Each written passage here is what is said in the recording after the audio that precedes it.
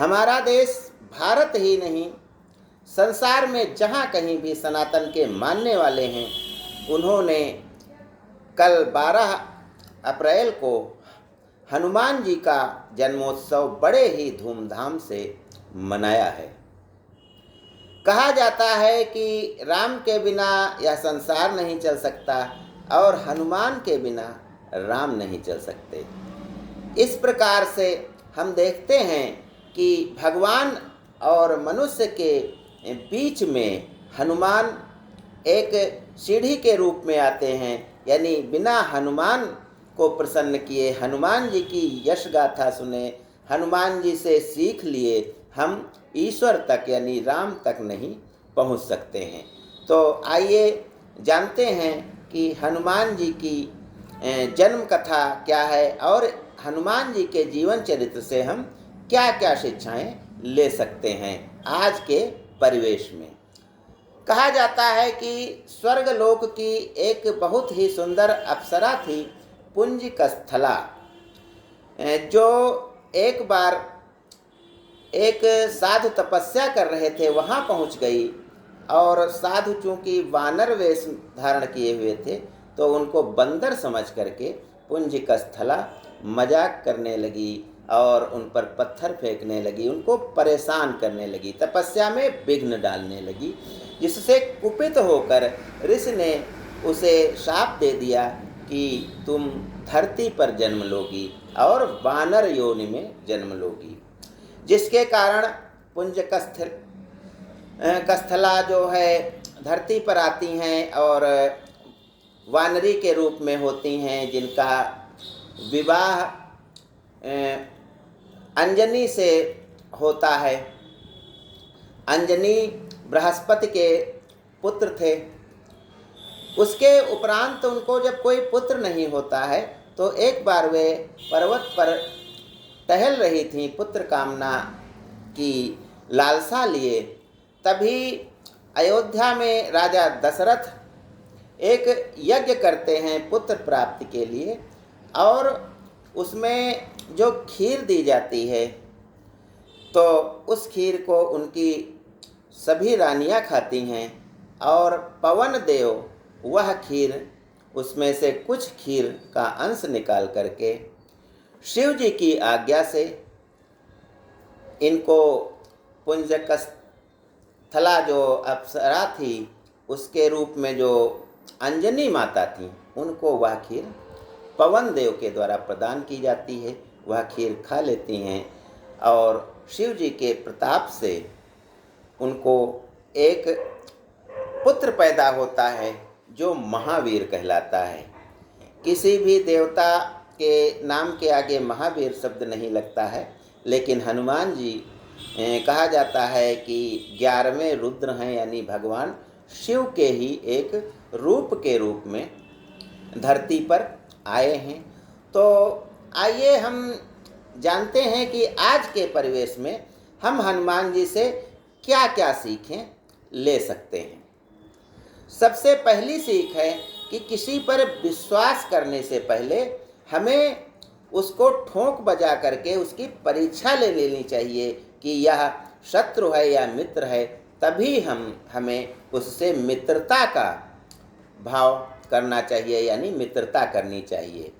किष्किंधा पर्वत पर जब हनुमान जी सुग्रीव के साथ थे तो राम लक्ष्मण वहाँ जाते हैं। शबरी माता बताती हैं कि आगे किष्किंधा पर्वत पर वो मिलेंगे जो मदद करेंगे तुम्हारी सीता को खोजने में। तो राम लक्ष्मण जब पर्वत के निकट आते हैं तो हनुमान जी उनकी परीक्षा लेने के लिए, ये कौन है उन्हें जानने के लिए ब्राह्मण वेश में आते हैं। तब जब वे जान जाते हैं कि ये अयोध्या के राजकुमार हैं, तब भी उनसे प्रश्न पूछते हैं कि आप यहाँ कैसे भटक रहे हैं। तो राम जी बताते हैं, ये बोले सच है विप्रदेव, जब भाग्य बदे दिन आते हैं तब बड़े बड़े तज राजमहल पर्वतों में ठोकर खाते हैं। तो ऐसे बताते हैं। तो इस प्रकार से हनुमान जी समझ जाते हैं कि ये हमारे प्रभु हैं, भगवान विष्णु के अवतार हैं। तो दोनों भाइयों को वे अपने कंधे पर बिठा करके सुग्रीव के पास ले जाते हैं। तो परखना बहुत ज़रूरी है। किसी को मित्र बनाने से पहले, किसी पर विश्वास करने से पहले हमें उसकी परीक्षा जरूर लेनी चाहिए। यह हनुमान जी से हमें सीख मिलती है। दूसरी सीख मिलती है कि लक्ष्य कितना भी बड़ा हो, लेकिन उसको चुनौती चाहे जितनी भी बड़ी हो, चाहे जितनी कठिन हो, उसको स्वीकार करना चाहिए। जब लंका में जाने की बात होती है तो भगवान राम को यह तो पता चल गया था कि उसे रावण ले गया है, लेकिन कहाँ रखा है, लंका तो बहुत बड़ी है। यह लक्ष्य टास्क हनुमान जी को दिया जाता है, जिसे उन्होंने बहुत ही बुद्धिमत्ता से निभाया। हमारे सामने चाहे पढ़ाई का हो टास्क या कोई बिजनेस का हो, कुछ भी कठिन से कठिन काम हो, हमें हनुमान जी की तरह ही निष्ठा और लगन से काम करना चाहिए और इसी से हमें सफलता मिल सकती है। यह भी हनुमान जी से सीख मिलती है। हनुमान जी उड़ते हैं, लंका पहुंचते हैं, सब कुछ देख डालते हैं, कहीं उन्हें सीता नहीं मिलती हैं लेकिन वे निराश हो जाते हैं। फिर भी उन्हें लगता है कि मैं अवश्य काम पूरा कर लूँगा और एक अंतिम प्रयास कहते हैं करने के लिए निकलते हैं, जंगलों में ढूंढते हैं। तब जाकर वे अशोक वाटिका में सीता जी को पाते हैं और यह अंतिम प्रयास उनका तब तक जारी रहता जब तक कि सफलता नहीं मिलती। इससे हमें यह शिक्षा मिलती है कि चाहे कोई परीक्षा हो, कुछ भी हमें बनना हो या व्यापार हो या हमारा कोई भी काम कठिन हो, उसको अंतिम प्रयास के रूप में करते रहना चाहिए। तब तक अंतिम प्रयास चलना चाहिए जब तक वो हम कार्य में सफल नहीं हो जाते हैं। यह भी हनुमान जी से शिक्षा मिलती है। अगली शिक्षा यह मिलती है कि बिना आज्ञा के हमें कोई काम नहीं करना चाहिए। जिसके हम अधीन काम कर रहे हैं, कोई अधिकारी हो या कोई भी हो, व्यापारी हो, उसकी आज्ञा के बिना हमें कोई काम नहीं करना चाहिए। हनुमान जी चाहते तो माँ सीता को कंधे पर बिठा करके राम जी के पास ले आ सकते थे, लेकिन उन्होंने ऐसा नहीं किया, क्योंकि भगवान राम ने उन्हें सीता का पता लगाने के लिए भेजा था, लाने के लिए नहीं भेजा था। तो बिना आज्ञा कोई काम न करना चाहिए। यह भी हनुमान जी से हमें शिक्षा मिलती है। अगली बात यह है कि गलती अगर हो जाती है तो उसमें क्षमा मांग लेना चाहिए। यदि सबसे गलती हो जाती है, हम ईश्वर की संतानें हैं और भगवान से भी गलती हो जाती है तो इंसान है।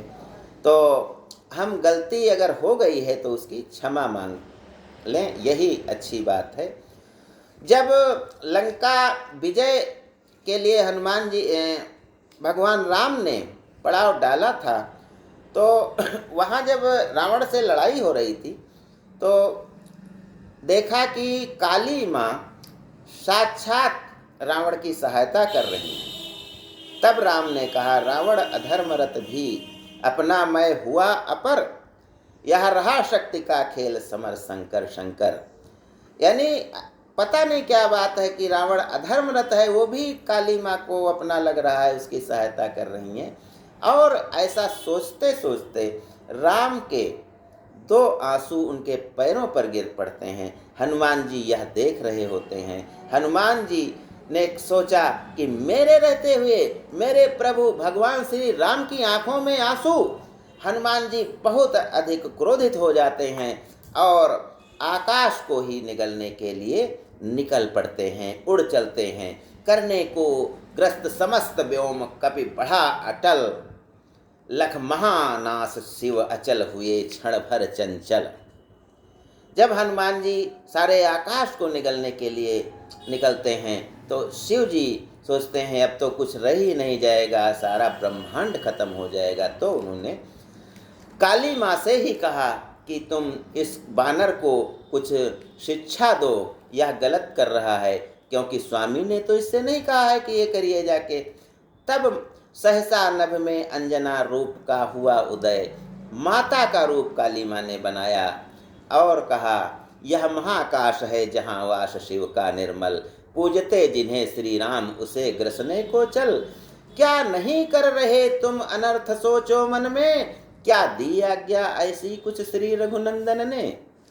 यानी भगवान खुद पूजते हैं, उनको तुम ग्रसने के लिए चल रहे हो, क्या उन्होंने कोई आज्ञा दी है। हनुमान जी ने कहा, सोचा आज्ञा तो नहीं दी है। और वे विनम्र होकर के गलती पर क्षमा मांगते हैं और धीरे धीरे भगवान राम के चरणों में वापस आ जाते हैं। तो हमसे यदि कोई गलती हुई है तो क्षमा मांग लेना चाहिए और बात को वहीं ख़त्म कर देना चाहिए। अगली सीख यह मिलती है कि जब तक कार्य पूर्ण न हो जाए तब तक हमें विश्राम नहीं करना चाहिए। कि कोई भी लक्ष्य हो, पढ़ाई हो या व्यापार हो या नौकरी हो, हमें जो काम करना है वह काम जब तक पूर्ण न हो जाए तब तक विश्राम नहीं करना चाहिए। क्योंकि खरगोश और कछुआ वाली कहानी तो सबने सुनी ही है। तो हनुमान जी जब लक्ष्मण को शक्ति लगी थी तो उनको संजीवनी बूटी लाने के लिए भेजा था हिमालय पर्वत पर। तब मैनाक पर्वत ने कहा था कि आप विश्राम कर लीजिए। हनुमान जी ने यहाँ भी बुद्धि का परिचय दिया, उसको नाराज नहीं किया, उसको छू करके आगे बढ़ गए। क्योंकि वे जानते थे विश्राम का समय नहीं है, रात भर में हम वापस आ जाएं, यही हमारा लक्ष्य है। तो अपने लक्ष्य को हर हाल में पूर्ण करना चाहिए, जब तक वह पूरा न हो तब तक विश्राम नहीं करना चाहिए। हनुमान जी वहाँ पर जाते हैं हिमालय पर्वत पर, यहाँ भी उनसे हमें सीख लेनी चाहिए कि बुद्धि का प्रयोग करना चाहिए। कि और कोई होता तो जब पहचान नहीं पाया था वापस आ जाता, कहता कि वहाँ तो हम कुछ जान ही नहीं पाए कहाँ संजीवनी थी। लेकिन उन्होंने सोचा कि समय कम है, बुद्धि का प्रयोग किया और पर्वत को ही उठा लाए, जिसके कारण हनुमान जी से हमें यह शिक्षा मिलती है कि बुद्धि का प्रयोग करना चाहिए। और यदि कोई चीज़ हमें नहीं मिल रही है तो निराश नहीं होना चाहिए, उसको ढूंढना चाहिए, खोजना चाहिए, और नहीं तो पूरा झोला ही उठा लेना चाहिए जिसमें वो चीज़ है। या उन्होंने ऐसे पहाड़ उठा लिया जिसमें संजीवनी बूटी थी। तो इस प्रकार से हनुमान जी से हमें बहुत सी सीखें मिलती हैं। ज्ञान गंगा में बस आज इतना ही। जय हिंद, जय भारत।